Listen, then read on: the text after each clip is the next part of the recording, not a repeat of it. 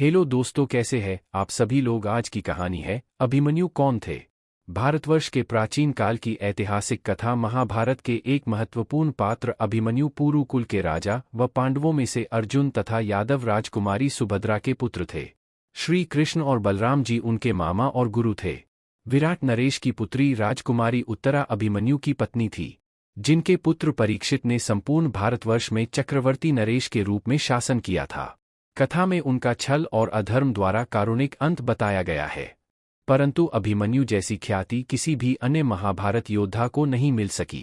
अभिमन्यु महाभारत काल के सर्वश्रेष्ठ योद्धाओं में से एक हैं तथा सबसे कम आयु के सर्वश्रेष्ठ योद्धा हैं। अभिमन्यु को द्वंद्व युद्ध में हराना असंभव माना जाता था। एक बेहतर स्रोत वांछित। अभिमन्यु अर्जुन के पुत्र थे। 15 वर्ष की आयु में फाल्गुन मास में उनका विवाह उत्तरा से हुआ था। 16 वर्ष की आयु में आषाढ़ मास में जिस दिन ये महाभारत के युद्ध में वीरगति को प्राप्त हुए थे, उससे एक दिन पूर्व ही अभिमन्यु की पत्नी उत्तरा ने गर्भधारण किया था। द्वापर युग में सबसे कम उम्र में स्त्री के शारीरिक सुख और संतान जन्म की प्राप्ति करने वाले वे इकलौते थे। अभिमन्यु महाभारत के नायक अर्जुन और सुभद्रा, जो बलराम व कृष्ण की बहन थीं, के पुत्र थे। उन्हें चंद्र देवता का पुत्र भी माना जाता है। धारणा है कि समस्त देवताओं ने अपने पुत्रों को अवतार के रूप में धरती पर भेजा था, परंतु चंद्रदेव ने कहा कि वे अपने पुत्र का वियोग सहन नहीं कर सकते, अतः उनके पुत्र को मानव योनि में मात्र 16 वर्ष की आयु दी जाए। अभिमन्यु का बाल्यकाल अपनी ननिहाल द्वारका में ही बीता। उनका विवाह महाराज विराट की पुत्री उत्तरा से हुआ।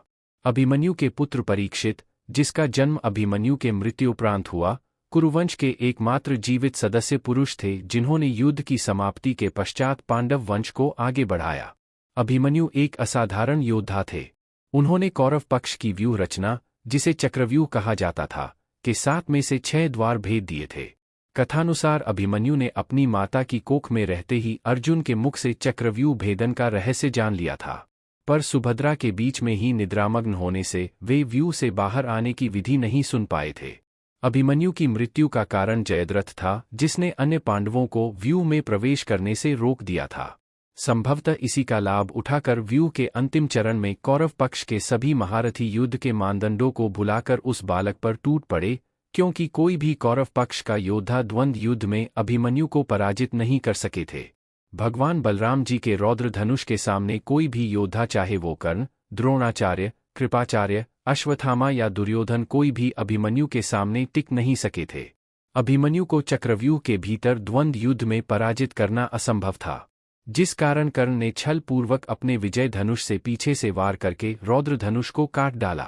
क्रोधित अभिमन्यु कुछ समझ पाते उतने में ही उनके रथ को द्रोणाचार्य ने प्रहार किया। देखते ही देखते अवसर पाकर सभी योद्धा अभिमन्यु पर टूट पड़े। दुर्योधन पुत्र लक्ष्मण को यमलोक पहुंचाकर अभिमन्यु दुर्योधन के सामने वंश विनाशक के रूप में घृणित हो चुके थे, क्योंकि दुर्योधन के बाद राजा के रूप में लक्ष्मण ही राज्य करते। ऐसी स्थिति में सभी कौरव महारथी के क्रोध, छल और अधर्म का सामना अभिमन्यु को करना पड़ा, जिस कारण उसने वीरगति प्राप्त की। परंतु फिर भी अभिमन्यु ने अंत तक धर्म का त्याग नहीं किया। मामा श्री कृष्ण का एक नाम रणछोड़ भी है, परंतु अभिमन्यु की शिक्षा में उनके बड़े मामा श्री बलराम की शिक्षा अधिक दिखाई प्रतीत होती है। कर्ण ने अंतिम क्षणों में अभिमन्यु को ही सर्वश्रेष्ठ धनुर्धर मान लिया था। वे बहुत अधिक लज्जित थे। अभिमन्यु की मृत्यु का प्रतिशोध लेने के लिए अर्जुन ने जयद्रथ के वध की शपथ ली थी।